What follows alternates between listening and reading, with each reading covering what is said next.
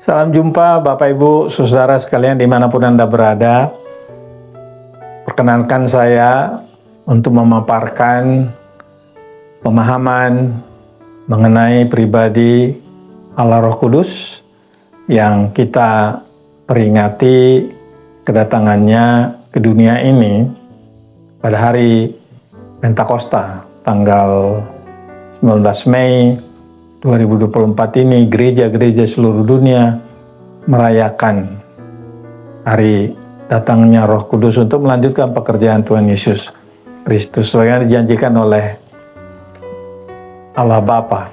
Tuhan Yesus mengatakan pada muridnya sebelum dia terangkat ke sorga, jangan meninggalkan Yerusalem karena Allah Bapa akan mengutus Roh Kudus untuk menjadikan mereka saksinya dari Yerusalem, Yudea, Samaria, bahkan sampai ke ujung bumi.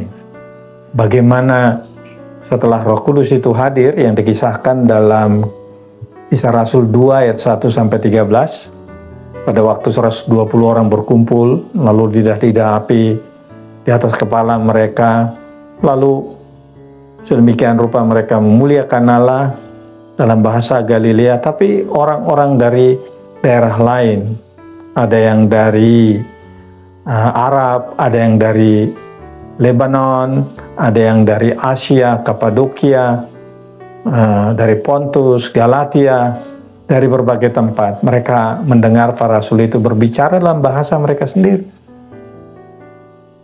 Sering disebut itu adalah bahasa roh, bahasa yang diberikan oleh Roh Kudus untuk bisa dipahami oleh orang yang mendengarnya. Dan itu keajaiban yang sangat luar biasa. Lebih daripada itu adalah bahwa Rasul Petrus, Yohanes, dan rasul-rasul lain kemudian hari dipakai oleh Tuhan untuk memberitakan Tuhan Yesus yang mati dan bangkit, yang memberikan pengampunan dosa itu, sebagaimana Roh Kudus memimpin mereka. Perjalanan Rasul Petrus diceritakan dalam pasal yang kedua, pasal yang ketiga, pasal yang keempat, boleh dikatakan sampai dengan pasal yang ke-9. Lalu kemudian pasal 10 masih ada juga bagaimana Rasul Petrus dipakai oleh Tuhan memberitakan Injil kepada Cornelius.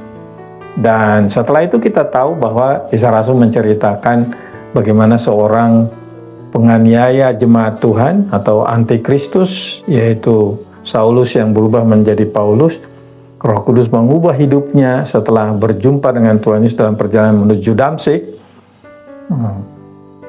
Paulus yang tadinya anti kepada Tuhan Yesus menceritakan bahwa di dalam Yesuslah Allah mengerjakan keselamatan, pengampunan dosa, dan memberikan hidup yang kekal atau pembaharuan hidup terjadi oleh karena orang menyambut Tuhan Yesus ke dalam kehidupannya atau percaya dengan hatinya, mengaku dengan mulutnya bahwa Yesus itu Tuhan Juru Selamat. Itu dikatakan oleh Paulus dalam Roma pasal 10 ayat 9 sampai dengan 10. Dan perjalanan berikutnya, mereka yang dikuasai oleh Roh Kudus, diberi kemampuan Roh Kudus, kita baca itu di dalam seluruh kisah para rasul. Yang menarik lagi buat saya adalah bahwa kedatangan Roh Kudus itu ke dunia ini sebenarnya sudah dijelaskan oleh Perjanjian Lama. Saya sangat diberkati oleh paparan seorang ahli Perjanjian Lama bernama Christopher Wright dalam buku yang terkenal ini, Knowing the Holy Spirit Through the Old Testament, atau memahami, mengenal pribadi Allah Roh Kudus melalui Perjanjian Lama yang ditulisnya pada tahun 2006. Dan ada 5 aspek yang dijelaskan oleh Christopher Wright dari hasil penelusurannya seluruh kitab Perjanjian Lama.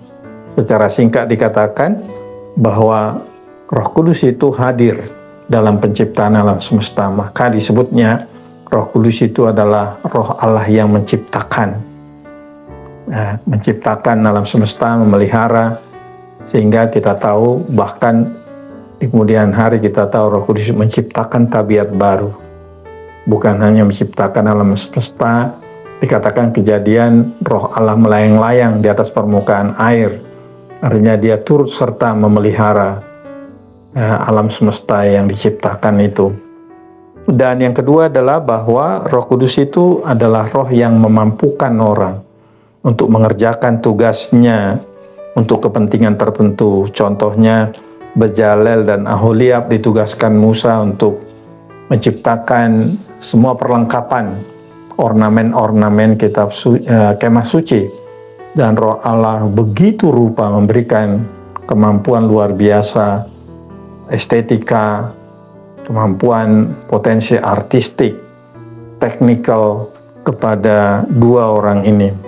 Dan itu kita bisa baca di dalam kitab Keluaran, kitab Bilangan, ya. Dan juga Roh Kudus memberikan kemampuan bagi para hakim. Kitab Hakim-Hakim menceritakan banyak hakim yang dipakai oleh Tuhan untuk memimpin umat Israel menghadapi musuh-musuh mereka. Termasuk juga kita tahu Simson yang digerakkan oleh Roh Allah untuk mengalahkan bangsa Filistin. Dan kita tahu juga ada Raja Saul, ketika diangkat dia menjadi pertama kali raja, Roh Kudus memampukan dia, memberikan wibawa kepada dia.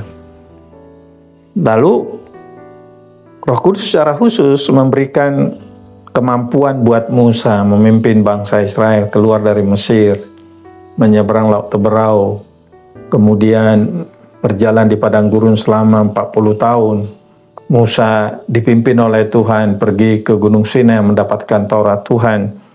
Dan dikatakan oleh Christopher Wright di sini, Musa itu mendapat kuasa dari Allah melalui rohnya, kuasa dan kerendahan hati. Musa itu memiliki dua hal itu, kata Christopher Wright. Dia berwibawa, punya power, tapi juga dia rendah hati. Dituliskan di sini oleh Christopher Wright, Musa itu memiliki kuasa tanpa kesombongan. Musa itu memiliki kuasa yang tidak membuat dia cemburu, dan Musa itu memiliki kuasa dari Allah atau wibawa yang tidak membuat dia sangat ambisius. Jadi Musa memang terkenal sebagai orang yang lemah lembut. Kemudian yang ketiga adalah bahwa Roh Kudus itu menguasai para nabi. Para nabi dipakai oleh Allah untuk menyampaikan teguran kepada umat yang berbalik setia dari Allah. Para imam juga ada yang berbalik setia. Lalu para nabi dipakai oleh Tuhan menyuarakan berita pertobatan supaya hukuman Allah tidak terjadi atas mereka. Jadi para nabi yang dipakai oleh Allah dikuasai oleh Roh Kudus, sehingga mereka memiliki dorongan dari dalam untuk menyampaikan pesan-pesan yang sangat penting, teguran, pembangkitan semangat. Dan kemudian para rasul itu memiliki keberanian untuk berdiri di atas keadilan dan kebenaran seperti Yesaya, Amos. Dan yang keempat, Roh Kudus itu memberikan urapan. Siapakah orang contoh yang diurapi oleh Tuhan Perjanjian Lama? Saul, itu dia menjadi raja pertama. Lalu kemudian Daud, luar biasa dia dipakai oleh Tuhan. Kalau bukan Roh Tuhan mengurapi dia, kayaknya Daud tidak bisa mengerjakan tugas-tugasnya. Apalagi kita tahu dalam Perjanjian Lama bahwa Daud mengarang sejumlah mazmur. Dan ada lagi pengurapan Tuhan atas raja yang dijanjikan akan datang itu, ya, raja yang sesungguhnya, dan dinubuatkan oleh para nabi. Dan raja yang sesungguhnya itu adalah Mesias itu, yaitu Tuhan Yesus Kristus. Dan yang terakhir adalah bahwa Roh Kudus itu adalah roh yang membawa pembaharuan, roh kebenaran.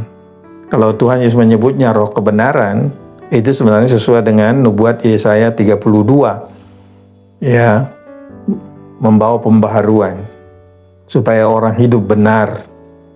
Tanpa Roh Kudus, sangat sulit orang untuk menikmati, menghayati perintah-perintah Allah, aturan-aturan yang sudah ditetapkan dalam Taurat Tuhan.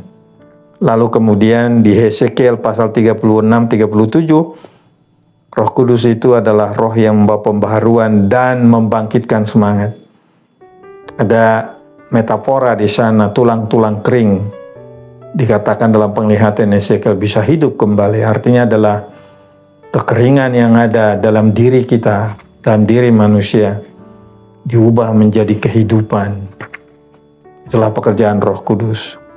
Dan dalam Yoel pasal 2, yang kemudian dikutip oleh Petrus dalam khotbahnya di Kisah Rasul pasal 2 itu adalah Roh Allah yang membuat orang bertobat, menyesal, mengakui dosanya, dan kemudian menerima berkat. Dan itu persis yang disampaikan oleh Tuhan Yesus dalam Yohanes pasal yang ke-16 ayat yang ke-6, 7, 8, ayat 9 sampai 11. Roh Kudus itu kalau datang menginsafkan dunia akan dosa kesalahan mereka, lalu kemudian menyatakan kebenaran. Kalau orang menyesal atas dosanya, dia mencari kebenaran, datang kepada kebenaran, membawa pembaruan itu. Lalu Roh Kudus itu menginsafkan dunia juga. Akan suatu waktu semua manusia akan menghadap Sang Hakim yang adil dan benar itu.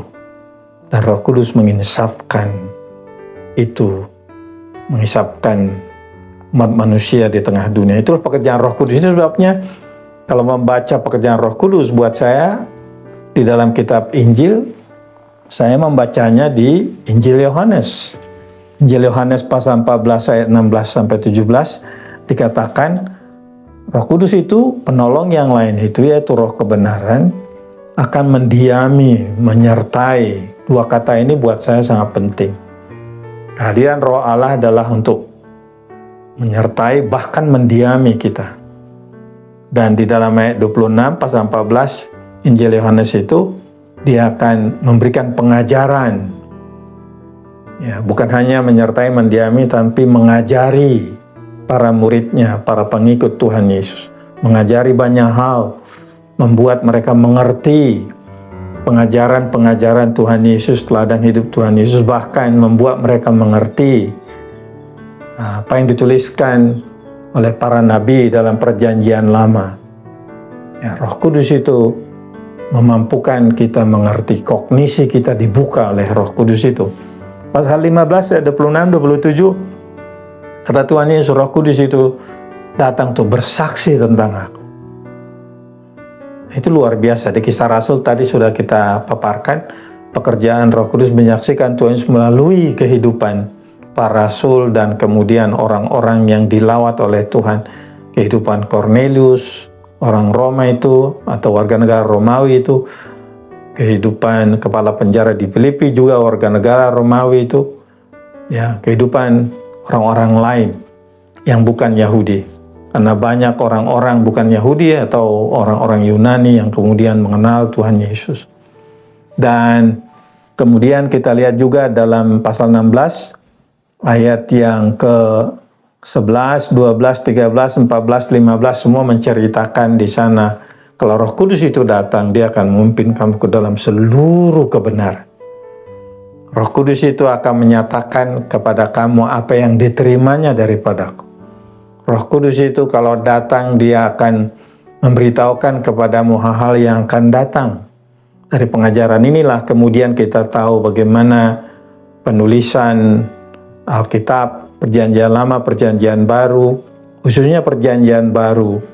Ada 4 kitab Injil, plus Kisah Rasul, ada 13 surat Paulus, ada sejumlah surat kiriman para rasul yang surat umum namanya. Lalu kemudian ada Wahyu. Kehadiran semua ini adalah karena pekerjaan Roh Kudus. Karena Tuhan Yesus mengatakan, Roh Kudus yang memberitahukan kepadamu apa yang diterimanya daripada menyingkapkan hal yang akan datang. Dan itu luar biasa kita temukan dalam Alkitab. Roh Kudus akan menuntun kita yang percaya pada Tuhan Yesus untuk back to the Bible, back to the Scriptures. Kembali untuk memahami rahasia misteri kehidupan ini, perjalanan sampai masa depan ini. Untuk melihatnya dari apa yang tertulis di dalam Perjanjian Lama maupun Perjanjian Baru. Nah, saudara, yang ingin lagi saya sampaikan adalah bahwa bagaimana kalau orang bertanya, bagaimana sih kita menikmati hidup sekarang ini bersama dengan Roh Kudus? Nah, kisah Pentakosta di dalam Kisah Rasul pasal 2 1-3 itu pada masa lalu, sudah terjadi 2000 tahun yang lalu. Dan bagaimana dengan kita sekarang ini? Bagaimana dengan saya? Kalau saya ingin mengatakan bahwa dalam hidup bersama dengan Roh Kudus, sebaiknya kita tidak hanya mengejar apa yang dikejar banyak orang adalah bagaimana mengejar bisa mempunyai pengalaman-pengalaman yang wah dengan Roh Kudus. Khususnya ada banyak orang menekankan bahwa tanda Roh Kudus hadir dalam diri kita itu adalah selalu, dikatakan selalu tandanya yang utama adalah berbahasa roh, di mana Roh Allah hadir menjamah roh kita, lalu roh kita itu berdoa kepada Allah oleh pimpinan Roh Kudus, menyatakan bahasa ucapan-ucapan yang orang lain tidak mengerti, tapi kita mengucapkannya. Tapi itu adalah pemberian Roh Allah.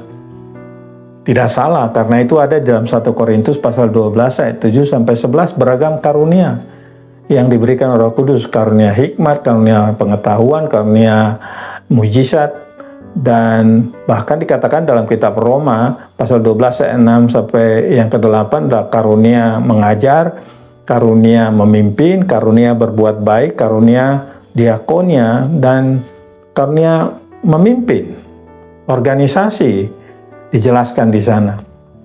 Jadi menurut hemat saya bahwa berbahasa roh bukanlah satu-satunya tanda bahwa orang itu dijamah, diurapi oleh Roh Kudus. Sebagian orang memang mengejar-ngejar itu. Dulu saya pernah mengejar-ngejar itu pada tahun 1979 ya. Saya berdoa dengan tulus kepada Tuhan karena Yohanes Pembaptis mengatakan, "Aku datang untuk membaptis kamu dengan air sebagai tanda pertobatan, tetapi Dia yang lebih besar daripada aku akan datang, Dia akan membaptis kamu dengan roh dan bahkan dengan api," katanya, kuasa. Dan tentu itu terjadi pada hari Pentakosta. Tetapi pernah pada momentum itu 1979 di semester 2 itu saya berdoa pada Tuhan supaya bisa mengalami bagaimana sih sebenarnya bahasa roh itu. Dan tanpa saya duga, suatu malam, di tengah malam itu habis saya berdoa, roh Tuhan menjamah saya berbahasa sesuatu yang aneh buat saya. Saya tahu, kognisi saya, pikiran saya, akal saya tahu bahwa saya mengucapkan sesuatu, tapi saya tidak mengerti. Dan belasan menit itu, dan sampai kemudian saya mengatakan pada Tuhan, "Tuhan stop," karena saya sudah tahu. Begitu saya katakan stop, selesai. Terima kasih Tuhan. Dan dampak dari semua itu adalah ruang batin saya, rohani saya menjadi begitu peka terhadap kehadiran Tuhan. Bahkan peka memahami hal-hal yang mungkin hal-hal orang lain tidak merasa peka, tapi saya bisa mendapat kepekaan spiritual namanya. Dan sejak itu juga kecintaan saya kepada Alkitab luar biasa. Banyak pengertian baru yang disingkapkan oleh Allah, oleh firman-Nya, tentu melalui studi. Jadi ketika saya mempelajari Alkitab dengan baik, atau istilahnya itu melakukan eksegesa atau hermeneutika atau menafsir Alkitab, dan Roh Kudus sedemikian rupa menerangi pikiran saya dan menjadikan hasil belajar itu sangat nikmat. Saya boleh mengatakan bahwa Roh Kudus memberikan saya karunia, hikmat, pengetahuan, pemahaman. Dan pertanyaan berikutnya adalah bagaimana sih Mestinya kalau kita tidak hanya menekankan pengalaman-pengalaman rohani atau karunia roh itu, bagi saya yang sangat penting lagi adalah bagaimana kita mensyukuri kehadiran Roh Kudus dalam hidup kita. Itu yang ditekankan oleh Rasul Paulus dalam suratnya kepada jemaat Efesus. Efesus 1 ayat 13-14. Sejak kamu percaya kepada Tuhan Yesus Kristus, Roh Kudus itu dimeteraikan dalam hidupmu. Dia hadir dalam dirimu, baik secara individu, secara komunitas. Dan ini perlu kita pahami. Jadi saya selalu bersyukur kepada Tuhan bahwa Roh Kudus mendiami saya. Roh Kudus yang hadir itu menjadi tanda bahwa saya adalah milik Kristus. Roh Kudus itu memberi keyakinan pengampunan dosa dalam Yesus Kristus saya terima. Dan banyak orang memiliki keyakinan itu. Roh Kudus memberikan keyakinan bahwa mereka memiliki hidup kekal. Roh Kudus juga memberi keyakinan apa yang dikatakan oleh kitab itu benar, yaitu siapa percaya pada Tuhan Yesus sudah beroleh hidup yang kekal. Kalau suatu waktu mereka meninggalkan dunia ini, mereka akan berada di rumah Bapa. Itu Roh Kudus memberi keyakinan itu atas dasar tertulis di dalam Alkitab. 1 Yohanes 5 ayat 13, semua ini kutulis kepada kamu supaya kamu percaya, supaya kamu yang percaya dalam nama Allah tahu bahwa kamu memiliki hidup kekal. Itu diyakinkan oleh Roh Kudus di hati banyak orang, termasuk saya sendiri. Dan yang kedua yang saya lakukan dan saya himbau juga kepada banyak saudara adalah mari kita memberi diri untuk dipenuhi oleh kehadiran Roh. Janganlah kamu mabuk oleh anggur, sebab anggur menimbulkan hawa nafsu, tetapi hendaklah kamu penuh dengan Roh Kudus. Di Efesus 5:18, hendaklah kamu penuh dengan Roh Kudus. Be filled with the Holy Spirit. Roh Kudus aktif memenuhi kita. Kita yang berdoa, memberi diri kepadanya.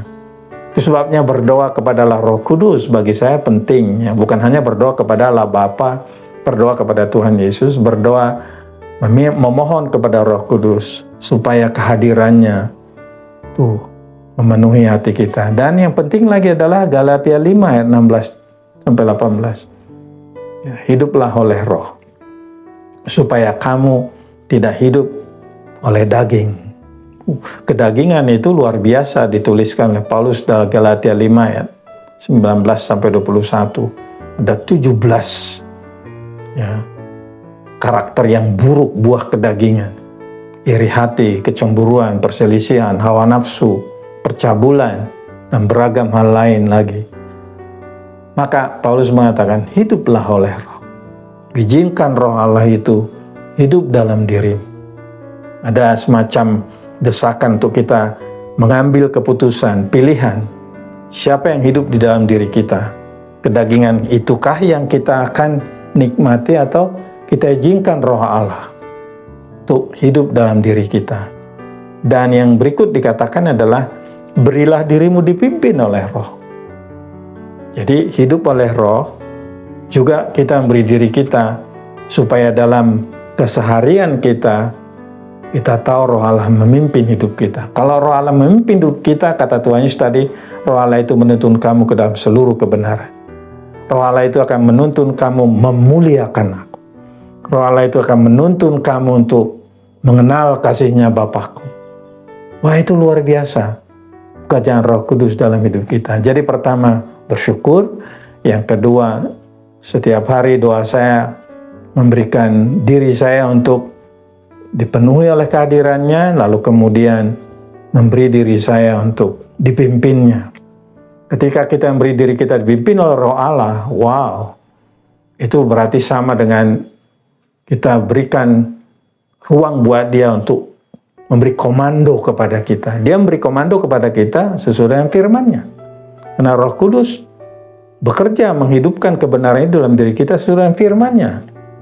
Perjanjian lama dan perjanjian baru. Orang yang dipimpin oleh Roh Kudus tidak anti kepada kitab suci. Justru orang yang dipimpin oleh Roh Kudus gemar mempelajari kitab suci. Ada rasa haus, ada rasa rindu untuk mendalaminya, ada rasa rindu untuk menghayatinya, ada rasa rindu untuk mengajarkannya, mengkhotbahkannya. Makanya seperti saya senang sekali kalau saya mengajar orang dan berkhotbah untuk mengenal kuasa Roh Kudus. Dan selain itu juga kita harus waspada, jangan sampai mendukakan Roh Kudus. Efesus 4 ayat 30, janganlah kamu mendukakan Roh Kudus yang telah dimeteraikan dalam hidup kamu. Bagaimana kita mendukakan Roh Kudus? Melalui akar pahit yang disimpan, kegeraman, kebencian. Jadi, kalau orang mau hidup bersama Roh Kudus, tentu dia harus jujur, bertobat. Ya. Jangan menyimpan akar pahit, kemarahan, dengki, kebencian itu sebagaimana dikatakan dalam pasal 4 Efesus ayat 31. Lalu seiring dengan kita memberi diri kita dipimpin oleh Roh Kudus, dikatakan pula jangan padamkan roh. Banyak orang memadamkan roh dengan cara nggak peduli dengan Roh Kudus. Ya, memadamkan Roh Kudus, karena Roh Kudus itu seperti memberi nyala api dalam hidup kita. Sebagaimana Yohanes Pembaptis mengatakan, aku membaptis kamu dengan air sebagai tanda pertobatan, tapi nanti dia akan membaptis kamu dengan roh dan api. Jadi ketika Roh Kudus mendiami kita, bekerja dalam kita, dan api yang membara, semangat yang membara untuk memuliakan Allah di dalam Tuhan Yesus Kristus. Dan kita kemudian hari mengobarkan nyala itu kepada banyak orang. Melalui apa? Melalui perkataan, melalui nyanyian, melalui pengajaran, melalui ucapan memuliakan Tuhan Yesus, melalui pengucapan syukur kita. Orang yang dipenuhi oleh Roh Kudus adalah orang yang selalu mencari kehendak Tuhan, kata Paulus dalam kitab Efesus. Orang yang dipenuhi Roh Kudus adalah orang yang mengucap syukur kepada Allah. Orang yang penuh Roh Kudus adalah orang yang rela merendahkan hatinya kepada orang lain. Tidak menjadi bosnya atau menguasai, mentang-mentang dia merasa dia pemimpin, dia harus menguasai semua. Roh Kudus membuat orang rendah hati, mengakui bahwa sama seperti dirinya bisa dipakai Roh Kudus, orang lain juga bisa dipakai oleh Roh Kudus, diberikan karunia-karunia, potensi-potensi atau talenta. Dan yang penting lagi, ada warning dari Tuhan Yesus, jangan menghujat Roh Kudus. Menghujat Roh Kudus yang dikatakan dalam Injil Matius pasal 12, ya, berbahaya menghujat Roh Kudus, karena orang-orang Farisi dan ahli Taurat pada waktu itu mengatakan bahwa Yesus Kristus itu adalah bukan anak Allah. Bahkan mereka katakan Tuhan Yesus mengusir roh jahat dengan kuasa Beelzebul atau kuasa penghulu setan. Dengan mengatakan bahwa Tuhan Yesus itu dipimpin oleh kuasa Beelzebul, kata Tuhan Yesus pada mereka, kamu menghujat Roh Kudus. Karena ketika Tuhan Yesus melaksanakan pekerjaannya di bumi ini, termasuk menyembuhkan orang sakit, mengusir setan, itu adalah pekerjaan Roh Kudus.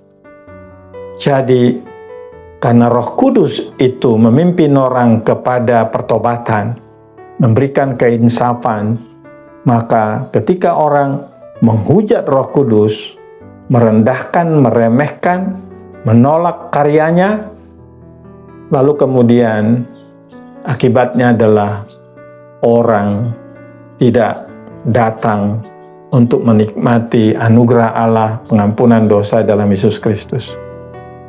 Jadi sebagai penutup, selamat merayakan hari Pentakosta. Ingatlah, setiap kali kita merayakan hari Pentakosta, bersyukurlah bahwa Roh Kudus sudah Anda terima sejak Anda percaya kepada Tuhan Yesus Kristus. Langkah berikutnya adalah, berilah dirimu dipimpin oleh Roh Kudus. Berilah dirimu kepada Allah Roh Kudus supaya dilimpahkannya kehadirannya, dan kemudian Roh Kudus itu sesuai dengan kehendaknya memberikan karunia, potensi, talenta untuk membangun jemaat Tuhan di tengah dunia ini dalam rangka menanti kedatangan Tuhan Yesus yang kedua kali. Roh Kudus juga yang menolong kita bertahan menghadapi beragam tantangan dalam rangka menanti kedatangan Tuhan Yesus yang kedua kali. Karena pasti Dia akan datang. Terima kasih. Tuhan Yesus memberkati.